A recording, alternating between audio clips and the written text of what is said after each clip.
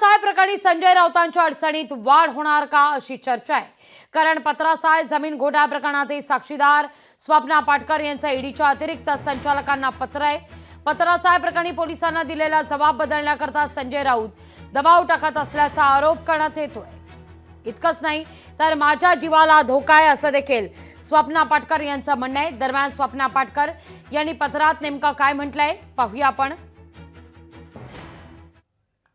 27 August रोजी दुपारी 3:13 मला एका नंबरवरून कॉल आला, जिथे कॉलरने मला विचारलं की मी वर्तमानपत्र पाहिलं आहे का।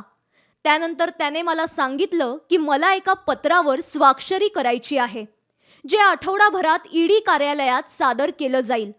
जर मी त्या पत्रावर सही केली नाही तर कॉलरने मला बलात्कार करून माझे तुकडे तुकडे करण्याची धमकी दिली।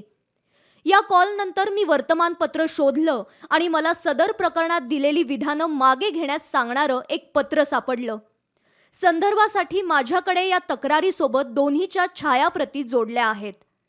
कॉलरने मला पत्रावर स्वाक्षरी करण्यास सांगितलं होतं, ज्यात असं नमूद केलं आहे की खासदार संजय राऊत आणि एका राजकीय पक्षाचा कथित नेता यांच्या विरुद्ध सदर प्रकरणांमध्ये मी दिलेली विधानं मागे घेण्यात आली आहेत।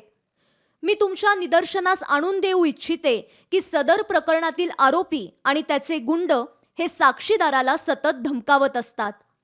या प्रकरणातील आरोपी हा संसद सदस्य आहे, तसंच भ्रष्टाचार आणि फसवणुकीच्या प्रकरणात आरोपी आहे, ज्याची मी साक्षीदार आहे।